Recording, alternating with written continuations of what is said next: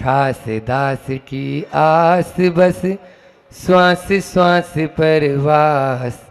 पार्श्व करो मत दास को उदासता का दास। ना तो सुर सुख चाहता शिव सुख की ना चाह। तब तुति सरवर में सदा होवे मम अवैगा। नमः सिद्धिभ्य है। अहिंसा परमो धर्म की बाजना की मूल नायक चिंतामणि पारसनाथ भगवान की। आचार्य गुरुवर विद्यासागर जी महाराज की। परम पूज्य मुनिश्री 108 दुर्लभ सागर जी महाराज की। एक आदमी चला जा रहा था और रास्ते में कहीं कार्य चल रहा था। पूछते हैं, वो आदमी पूछता है, भैया क्या कर रहे हो, दिखता नहीं है क्या, अंधा है क्या? पत्थर तोड़ रहा हूं। क्या बोला? दिखता नहीं है क्या, अंधे हो क्या? पत्थर तोड़ रहा हूं। थोड़ा और आगे चला, दूसरा मजदूर काम कर रहा था। उससे पूछा, क्यों, क्या कर रहे हो? तो उससे पूछा, तो उसने बोला, पेट पाल रहा हूं, बीवी बच्चे हैं, उनका भरण पोषण कर रहा हूं, और मैं अपना और अपने आश्रित मेरे माता पिता है उनका पेट पाल रहा हूं। थोड़ा सा और आगे चला, तीसरा मजदूर मिला। क्यों भैया? उसके मुख पर बहुत प्रसन्नता, बहुत आह्लाद भाव और इतना अच्छा उसका गदगद भाव से काम कर रहा है। उससे पूछा, क्यों भाई क्या कर रहे हो? उसने बोला, भगवान का मंदिर बन रहा है, मैं भी उसमें कुछ सहयोग कर रहा हूं, मैं भी उसमें कुछ सहयोग कर रहा हूं। आदमी, तीनों आदमी एक ही काम कर रहे हैं, लेकिन परिणाम भाव अलग अलग है। एक पत्थर तोड़ रहा है, एक पेट पाल रहा है, और एक भगवान का मंदिर बना रहा है। ये आप पर निर्भर है, आप अपनी सोच कैसी रखते हैं। आज वही हुआ। 3 शब्द हैं, एक है निर्वाह, एक है निर्माण, और एक है निर्वाण। 3 शब्द क्या है? आज निर्वाण कल्याण की बात है ना। निर्वाह है, निर्माण और निर्वाण। तो निर्वाह तो पशु पक्षी भी कर लेते हैं। जिसको चोंच मिली है वो भी अपना निर्वाह कर रहे हैं, उनके भी बच्चे होते हैं और अपने बच्चों का लालन पालन करते हैं वो भी। इसलिए निर्वाह करना उतना महत्वपूर्ण नहीं है, निर्माण करना महत्वपूर्ण है। और निर्माण बहुत लोग कर लेते हैं, जीवन को आगे बढ़ा लेते हैं। जो गृहस्थ जीवन को बसाकर अपने जीवन को अच्छे से सुचारू रूप से चला रहे हैं, वे निर्माण में लगे। निर्माण की भूमिका ये बिरले ही लोग कर पाते हैं, जिनके अंदर में आत्मा को परमात्मा बनने की भावना होती है, वे ही उस निर्वाण को प्राप्त कर पाते हैं। अन्यथा जन्म तो सबका होता है और जीवन यूं ही गुजर जाता है। किसी ने सत्य कहा है, यूं ही आता रहा, यूं ही जाता रहा, लाख 84 के चक्कर खाता रहा, व्यर्थ ये कीमती हीरा जीवन यूं ही गंवाता रहा, यूं ही आता रहा और यूं ही जाता रहा। ये तो व्यर्थ आपको ये हीरे जैसा जीवन मिला है, इस जीवन का उपयोग कर लो। उपभोग करने में तो पाप ही लगेगा। उपयोग करेंगे तर जाओगे, उपभोग करोगे मर जाओगे। आज भगवान का निर्वाण हुआ, भी उन्होंने उपयोग किया, अंतिम जीवन बना लिया। उन्होंने इस शरीर का उपभोग नहीं किया, हम इस शरीर का उपभोग कर रहे हैं। और जितना उपभोग करोगे उतना ही जन्म मरण के चक्कर में हम गोते खाते रहेंगे। यह अनादिकाल का बंधन है। 2-3 घंटे का तो छोड़ो, 1 घंटे का बंधन, अरे 1 घंटे भी छोड़ो, 48 मिनट की सामायिक में आप बंधन से बंध कर नहीं रहना चाहते, फिर अनादिकाल के बंधन को कैसे स्वीकार कर रहे हो? वाह रे दुनिया, वाह रे जगत, क्या दुनिया है! अनादिकाल का बंधन है और उसको हंसकर स्वीकार कर रहे हैं। आपने कभी सोचा इस बंधन को तोड़ने के लिए? कभी पुरुषार्थ किया? बोलो। आपको एक कमरे में थोड़ी देर के लिए, एक बार शिष्य वर्षों से साधनारत था, प्रभु, गुरु से कहता है, प्रभु मुझे आत्मा का दर्शन क्यों नहीं हो रहा? बेटा तेरा जवाब कल दूंगा, कल अपन नदी पे नहाने चलेंगे ना, तब इसका जवाब मिलेगा। नदी पे नहाने के लिए लेके गए। जैसे ही शिष्य और गुरु बीच में पहुंचे, नदी के बीच में, गुरु ने उनके शिष्य के बाल पकड़े और बिल्कुल ताकत के साथ में दबा दिया पानी में। शिष्य तड़पने लगा, गुरु छोड़ो, और पूरी ताकत लगा के वो बाहर होने को हुआ और अपना हाथ। गुरु जी क्या कर रहे थे? यदि 2-4 मिनट और होती तो मेरा तो समाप्ति हो जाता। क्यों? क्या हो जाता? वहां पर मुझे घुटन हो रही थी, मैं श्वास नहीं ले पा रहा था, और आपने मुझे बिल्कुल नीचे दबा दिया एकदम से ऐसे। बस मैं तेरा कल का प्रश्न का जवाब दे रहा हूं। तुझे ऐसी घुटन इस संसार से आज तक हुई जो तुम आत्मा का दर्शन करना चाहता है? अरे आत्मा का दर्शन तो तब होगा जब तुम्हें ऐसी घुटन का अनुभव होगा। यही हमारी स्थिति है। हम लोग क्या कर रहे हैं? बोलो। गाय रस्सी से बंधी होती है ना। एक बार एक उदाहरण और दे देता हूं। आप लोग सोच रहे हैं कि बंधे हैं अपन, बंधा कौन है ये भी बता देता हूं। आप बंधे हैं, वस्तुएं बंधी है, या आप बंधे हो? आदमी चला जा रहा है और गाय उसके हाथ में, रस्सी उसके हाथ में है, गाय चली जा रही है। तो ऐसे ही गुरु ने शिष्य से पूछा, क्यों बताओ, ये गाय आदमी से बंधी है या आदमी गाय से बंधा है? तो शिष्य ही होता है, छोटा सा था। बोला स्वाभाविक है, जो है गाय बंधी भी है आदमी से, गाय आदमी से बंधी है। अच्छा, उसने उस किसान को बोला ये रस्सी छोड़ दे। इतने में गाय दौड़ लगा दी। अब कौन दौड़ लगा रहा है? बोलो। गाय के पीछे दौड़ कौन लगा रहा है? गाय आदमी से बंधी है या आदमी गाय से बंधा है? अरे आप लोगों से, बाजना वालों और बाहर से पधारे हुए सब लोगों से यही कहना चाहता हूं, ये जितने भी पदार्थ हैं ये उस गाय की भांति हैं।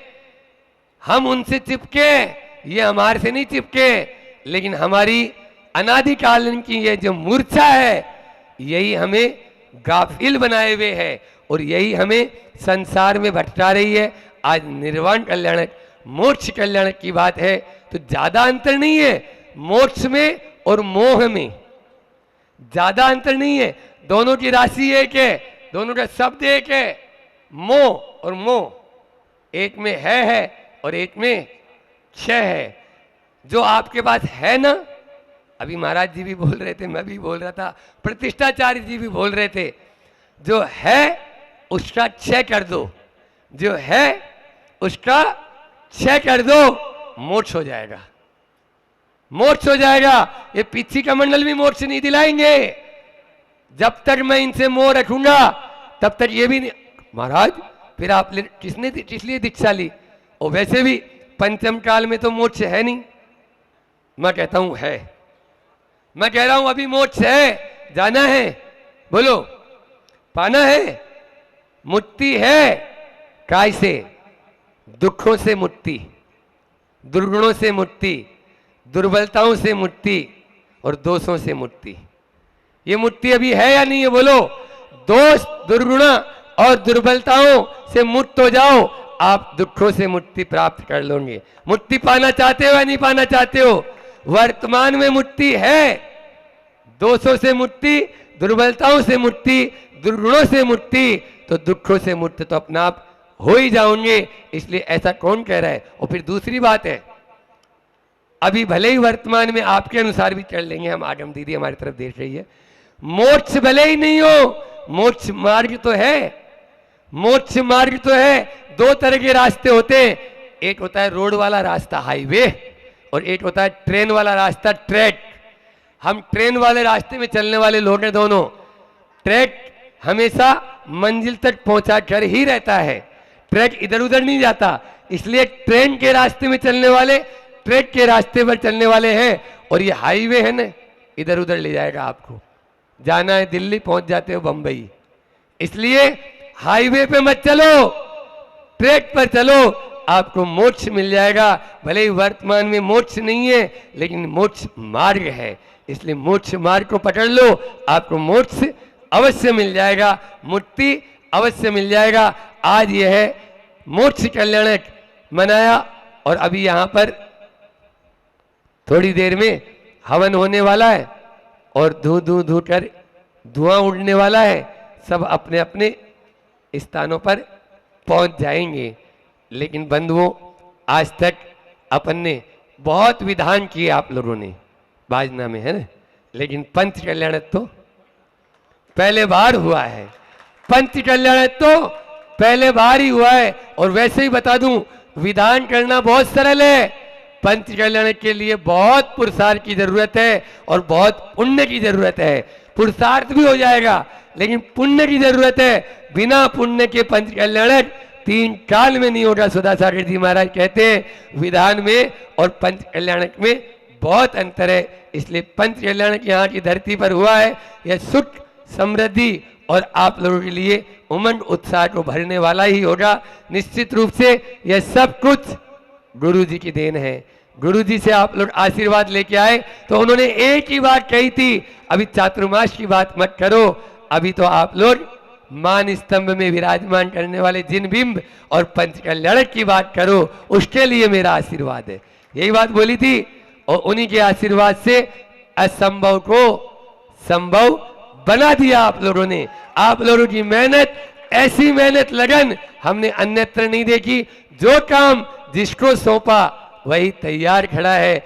आने वाले अतिथियों के भी आओ भगत में आपने कोई कोई कसर नहीं छोड़ी। निश्चित रूप से बाजना वाले, अब मैं किन किन का नाम लूंगा इसलिए एक का नहीं, आप लोगों ने तो जहां सबसे पहले श्रुत पंचमी को जो चयन था ना, पात्रों का चयन उसी दिन हो गया था। पूत का लक्षण पालने में, पूत का लक्षण पालने में। अब फिर से बोल रहा हूं, मेरी तरह सुनो इसी शब्द को। आप लोग शब्द तो सुन लेते हो, ताली बजा देते हो। पूत का लक्षण पालने में, आज्ञा पालने में, गुरु की, देव की और शास्त्र की। पूत का लक्षण पालने में है। क्या पालने में? आज्ञा पालने में। वो झुलाने वाला पालने की बात नहीं कर रहा हूं, यहां पालने की बात कर रहा हूं। इसलिए हम लोग भी गुरु की आज्ञा से बंधे हैं और तभी बहुत आगे बढ़ते चले जाएंगे। आप लोग भी जो गुरु बोल दे, बस बाबा वाक्य प्रमाणम, बाबा के वाक्य जो हैं बस वो प्रमाण है। बाबा वाक्य प्रमाणम, ये हमारे लिए प्रमाण है। इसमें किंतु परंतु कुछ नहीं। हमने ली थी, हमने किया था, हमने ये विराजमान, कुछ नहीं। गुरु के आगे क्या है? कुछ भी नहीं है। ये सब नश्वर है, थोड़ी देर का केवल मात्र अपना रहता है। हमें ऊपर बैठा दिया, हमें नीचे बैठा दिया, हमें ऐसे कर दिया, इनका कोई महत्व नहीं है। मूल तो हमारी आत्मा है और उसी आत्मा को देखना है, तभी हम जाकर अपने जीवन को उन्नत कर पाएंगे। और जैसे आज प्रभु ने निर्वाण को प्राप्त किया ना, वैसे हम भी कर पाएंगे। एक दिन हम भी ऐसे ही निर्वाण को प्राप्त करें। इन्हीं भावनाओं के साथ में आगे बढ़े। तो अपन, मैं कह रहा था कि निर्वाण कल्याणक अपन ने खूब बनाया। अभी देखो आयु कर्म होता है ना, आयु कर्म को 1 सेकंड भी कोई नहीं बढ़ा सकता। अब एक बात और आ गई है तो हम बता देते कि आयु कर्म, आप लोग घर परिवार में गृहस्थ में रहने वाले लोग हैं, आयु कर्म को एक पल भी यदि भगवान महावीर स्वामी भी आ जाएं तो वो बढ़ा नहीं सकते हैं इसी प्रकार से। बल्कि आयु कर्म के अनुसार जो शेष 3 अघात्या कर्म हैं उनको होना पड़ेगा, उनको होना पड़ेगा। वो नहीं इंतजार करेगा आयु कर्म। इसलिए कभी भी अपन पूरे पुरुषार्थ के साथ में हर कार्य करें, लेकिन जब कोई भी तरह की अनहोनी होए तो यही सोचें नहीं इतना ही आयु कर्म था। आज भरत चक्रवर्ती जैसे ही कैलाश पर्वत से निर्वाण को प्राप्त होते हैं, चक्रवर्ती पद जिसके पास में है, 96,000 रानियां जिसकी है, फूट फूट कर रोता है। ऐसा वहां पद्म पुराण पढ़ो आप, उसमें उत्तर पुराण में आता है कि फूट फूट कर रो रहा है। क्यों? अभी तक तो प्रभु थे, अब मुझे कौन शिक्षा देगा, अब मुझे कौन गाइड करेगा, अब मुझे कौन निर्देशन देगा। अभी तक तो कोई भी बात होती थी मैं भगवान के चरणों में चला जाता था, मैं उनके पास जाकर देख लेता था। आप लोग भी यही सोच रहे होंगे, अभी तक तो महाराज जी हैं, हमें महाराज जी खूब उपदेश दे रहे, कर रहे। होता ही है, भक्त और भगवान का संबंध ऐसा ही संबंध होना चाहिए जैसा सूरजमुखी का और सूरज का, जैसा सूरजमुखी का और सूरज का। बस वंदे तद्गुण लब्धिये, उन्हीं जैसी चर्या में यह चित्त सदा अनुरक्त रहे। आप लोगों को जिधर गुरु का मुख है उधर अपना मुख कर लो। सूरजमुखी का पेड़ कैसा होता है, आप जिधर जिधर सूरज घूमता जाता है ना, उधर उधर वो भी घूमता जाता है। ऐसे ही आप भी अपने आप को घुमाते चलेंगे। आदर्श पंच कल्याण प्रतिष्ठा महोत्सव की जय। परम पूज्य मुनि श्री 108 दुर्लभ सागर जी महाराज की जय। विगत 6 दिनों में जो यहाँ की धरती पर नज़ारा हुआ, लगा स्वर्ग ही धरती पर उतरकर आ गया है। ऐसा लगा प्रतिदिन, चाहे सुबह हो चाहे शाम, न केवल भक्ति की गंगा में अपितु ज्ञान की गंगा में भी सब लोगों ने भाग लिया। विगत 8 तारीख से 13 तारीख तक जो यहाँ पंचकल्याण प्रतिष्ठा महोत्सव, आदर्श पंचकल्याण प्रतिष्ठा महामहोत्सव हुआ, उसमें जैन जैनेतर सभी लोगों ने भाग लिया। एक तो पहले से ही बाजना यानी भीमकुंड ऐतिहासिक स्थल होने के कारण यहाँ जैनेतर लोगों का भी बहुत आवागमन होता है, इसीलिए इस पंचकल्याण में 4 चांद लग गए। सभी लोग यहाँ पर इस धरती पर प्रथम बार पंचकल्याण हुआ है। विगत 100 वर्षों में कोई इतिहास में ऐसा नहीं कि यहाँ पंचकल्याण हुआ हो, और आगे कब होगा कोई पता नहीं। इसलिए 30 घर की इस छोटी सी समाज में भी बहुत बढ़ चढ़कर लोगों ने भाग लिया और अपने पुण्य को गाढ़ा किया। 8 तारीख को ध्वजारोहण प्रशांत जी मुंबई ने आकर अपने हाथों से किया। ध्वजा भले ही पूरब में गई, लेकिन एक अपूर्व कार्य हो, अभूतपूर्व प्रभावना हो, इस भावना के साथ में ध्वजारोहण के द्वारा मंडलाचरण हुआ। उन्हीं के साथ में श्रावक श्रेष्ठी के रूप में दिनेश जी गंगवाल आए और उन्होंने भी इस महा पंचकल्याण में अपना श्रावक श्रेष्ठी का मतलब, श्रावक श्रेष्ठी का अर्थ होता है कि श्रेष्ठ श्रावक। श्रेष्ठ श्रावक वही है जो देव शास्त्र गुरु का अनन्य भक्त हो, अपनी चंचला लक्ष्मी का उपयोग ऐसे ही कार्यों में करते रहें। इस प्रकार से वह श्रावक श्रेष्ठी बनकर अपना योगदान दिए। इसी के साथ में सौदर में इंद्र, महायज्ञ नायक, कुबेर, माता पिता सब एक से बढ़कर एक भाग लिया है। निश्चित रूप से यह पंचकल्याण न केवल बाजना के लिए सुख समृद्धि का कारण बने, अपितु पूरे समूचे विश्व के लिए प्रतिदिन एक ही भावना भाई कि सर्वे भवन्तु सुखिनः, सर्वे सन्तु निरामया, सर्वे भद्राणि पश्यन्तु, माँ कश्चित् दुःखभाग् भवेत्। इस पंचकल्याण प्रतिष्ठा महोत्सव में सभी लोगों के साथ में जिनवाणी चैनल के माध्यम से भी काफ़ी प्रभावना हुई, और साथ ही उपनयन संस्कार जो जन्म कल्याण के दिन किया गया, उस उपनयन संस्कार में तो बच्चे एक से एक बढ़कर आगे। हम लोगों ने सोचा था 30 घर की समाज है तो 25-30 बच्चे होंगे, लेकिन 108 बच्चों ने भाग लेकर यह दर्शा दिया कि आज भी कार की ज़रूरत नहीं, संस्कारों की ज़रूरत है, और उन संस्कारों के माध्यम से ही हम अपनी संस्कृति को बचा सकते हैं। उस संस्कृति को बचाने में इसी प्रकार से घट यात्रा का जुलूस हो, चाहे जन्माभिषेक का जुलूस हो, और चाहे आज जो निकला फेरी जिसको कहते हैं निर्वाण कल्याण के बाद में जो फेरी होती है, पहले एक ही फेरी के लिए था और एक ही रथ की बात थी, लेकिन बाजना का में कोई काम 19 नहीं हुआ, सब काम 21 ही हुए हैं। 3 रथ आ गए और 3 रथों पर 3 श्री जी विराजमान होकर 3 नगर की पूरी परिक्रमा की, तो ऐसा लगता था जैसे साक्षात स्वर्ग के देवी देवता ही जमीन पर उतरकर आ गए हों। आज बहुत ही यहाँ के जो कार्यकर्ता लोगों का भी मैं बोलूँगा कि कार्यकर्ता भी यहाँ पर एक से बढ़कर एक, चाहे वो भोजन व्यवस्था की जिम्मेदारी में हो, चाहे वो अन्य आवास व्यवस्था दी गई हो, बाहर से आए हुए अतिथियों की सबकी समुचित व्यवस्था करना इतना बड़ा कार्य। आदर्श पंचकल्याण की बात थी, लेकिन इन लोगों ने आदर्श ही प्रस्तुत कर दिया और इस पंचकल्याण को ऐसा पंचकल्याण बना दिया जो न केवल बाजना के लिए अपितु पूरे विश्व के लिए एक आदर्श प्रस्तुत कर रहा है।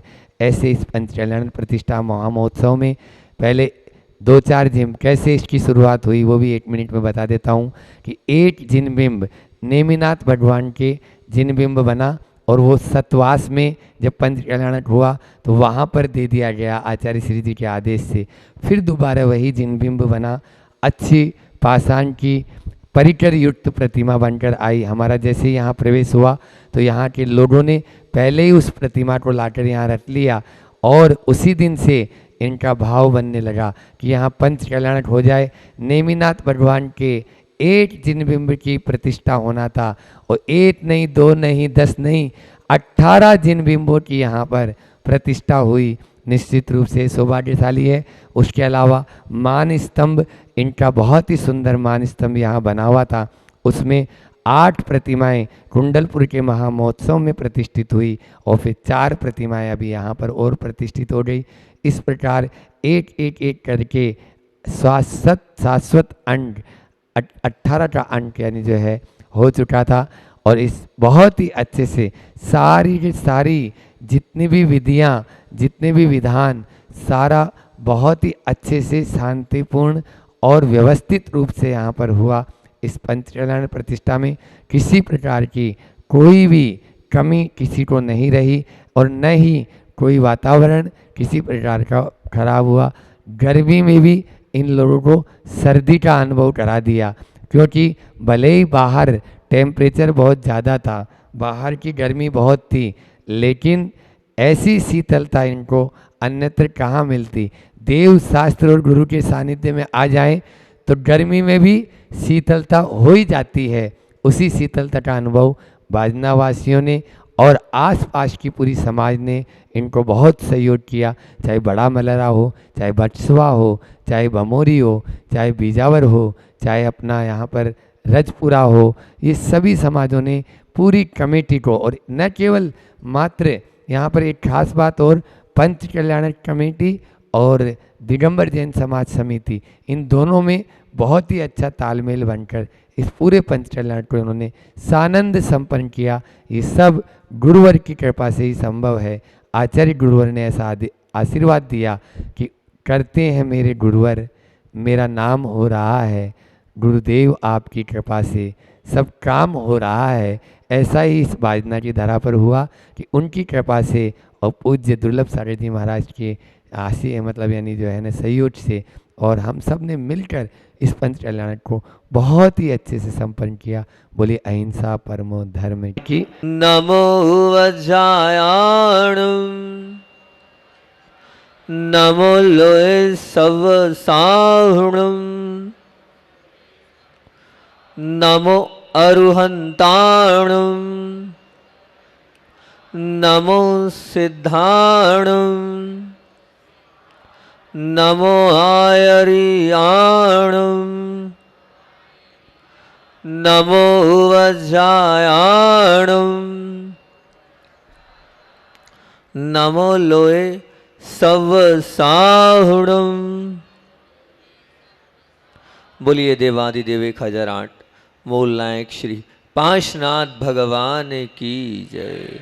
परमोपकारी आचार्य भगवंत विद्यासागर जी महामुनि राज की जय। पंच कल्याणक प्रतिष्ठा महामहोत्सव की।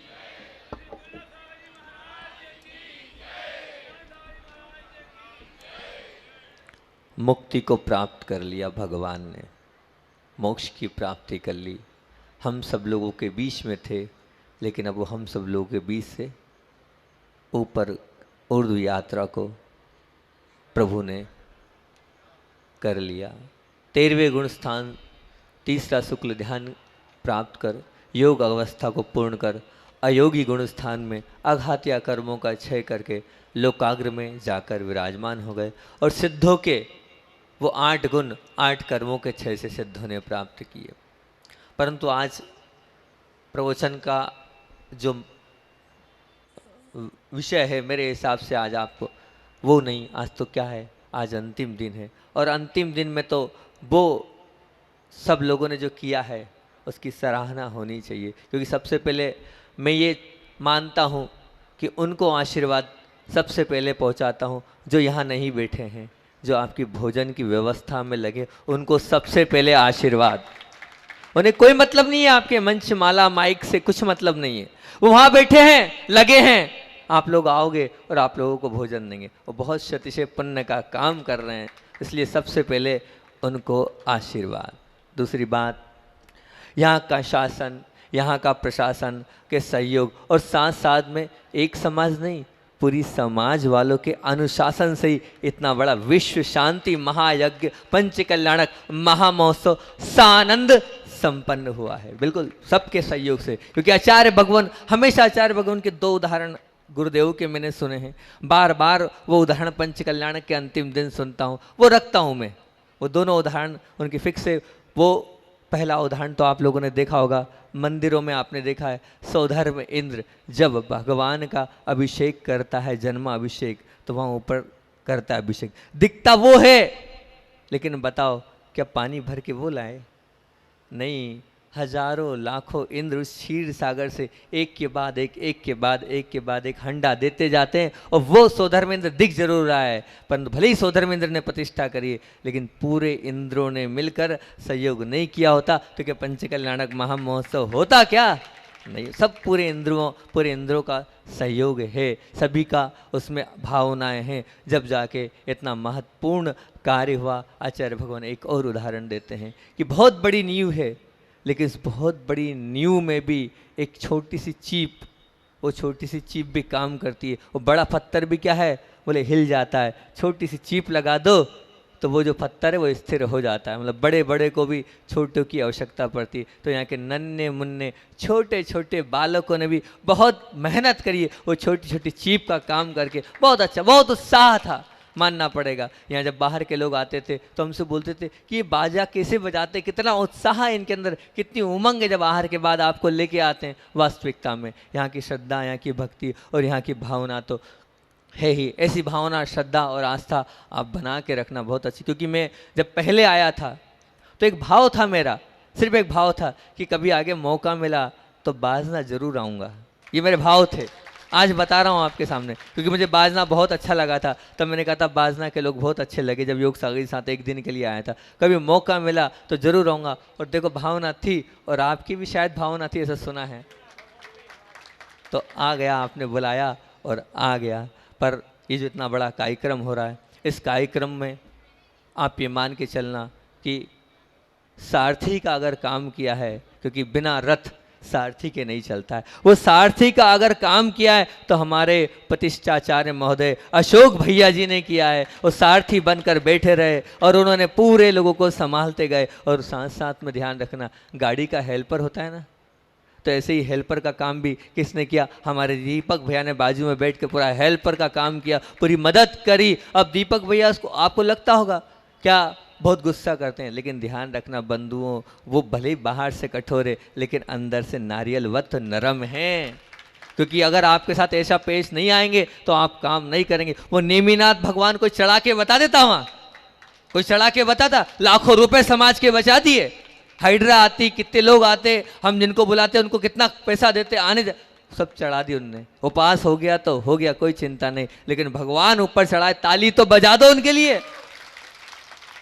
तो ऐसे दीपक भैया ने बहुत मेहनत करी। बंधुओं, वो नारियल भट्ट हैं, अंदर से बहुत अच्छे हैं, ये मान के चलना। पर रथ ऐसे ही नहीं चलता है, मात्र सारथी से रथ नहीं चलता है। रथ में 4 पहिए होते हैं, उन 4 पहियों के माध्यम से ही रथ आगे बढ़ता है। तो वो पहियों का काम किसने किया? तो ध्यान रखना, आप लोगों के बीच में इतने दिन से मेहनत कर रहे हैं हमारे विदिशा वाला भैया, जो आपको आवाज़ सुना रहा है। क्या नाम भैया उसका?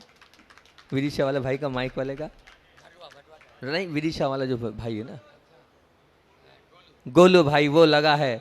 हाँ, वो पूरे समय से लगा है आप लोगों के बीच में। हमारे दीपक भैया लगे हैं, हमारे ऋतिक भैया लगे हैं, जो आप लोगों को सब सुना रहे हैं, दिखा रहे हैं। ये एक रथ का पहिया है। दूसरा पहिए के काम किया हमारे गायक जो हैं उन्होंने, और गायक के साथ साथ उनके जहाँ जो जितने साथी हैं उन लोगों ने काम किया। तो तीसरे पहिए में कौन ने किया? बहुत अच्छा नाटक आपके बीच में कलाकार की जिन्होंने सुंदर मनमोहक प्रस्तुति की। सब समाज वालों ने कहा कि महाराज जी वो जो कलाकार थे बहुत सुंदर थे, बहुत अच्छी प्रस्तुति करी। और अगर चौथा पहिया है वो महत्वपूर्ण पहिया है कि आपके बीच में वो पुजारी जी आए, आपके बीच में जो हमारे अभिषेक भैया शास्त्री जी सांगानेर वाला है। इन चारों पहियों के माध्यम से ही वो रथ आगे बढ़ता चला गया। तो आज वो रथ, अब वो रथ के माध्यम से ही आज हम 3 रथ की परिक्रमा गांव में करने जा रहे हैं। 3 रथ की परिक्रमा उसी के माध्यम से। एक व्यक्ति का नाम और लेना चाहूँगा, क्योंकि मैंने देखा रात में भी मैं 3 बजे उठाऊँ तो आवाज़ आ रही है,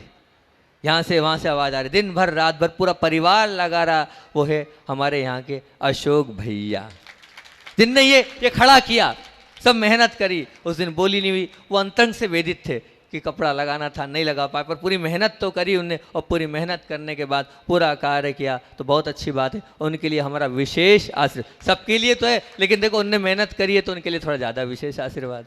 जलना मत आप लोग। लेकिन फिर उसके बाद आप ये मान के चलना, आपका काम में सबसे बड़ा सहयोगी अगर कोई बनाए तो वो नैनागिरी के हमारे मुन्ना भैया विश्वकर्मा।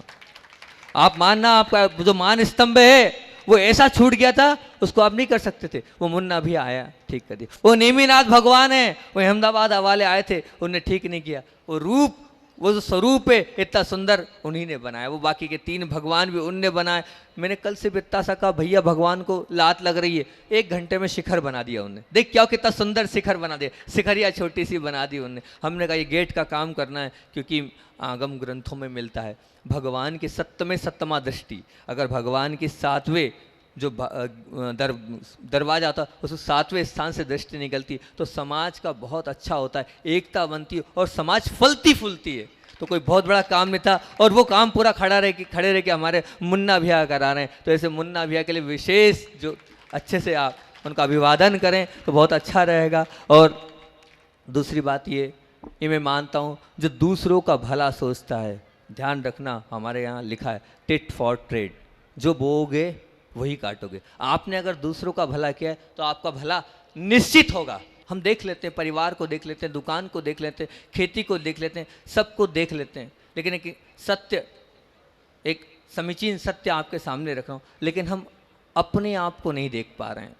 अपने आप को देखना ही सच्चा धर्म है। पूजन तो अपने आप में है ही, भक्ति तो अपने आप में है ही, लेकिन वास्तविकता में आपके सामने एक बात रखूं, जो व्यक्ति अपने आप को देखता है, अपने आप को झांकता है, अपने आप को पढ़ता है, अपने से बात करता है, वही सच्चा व्यक्ति है, वही सच्चा व्यक्ति है।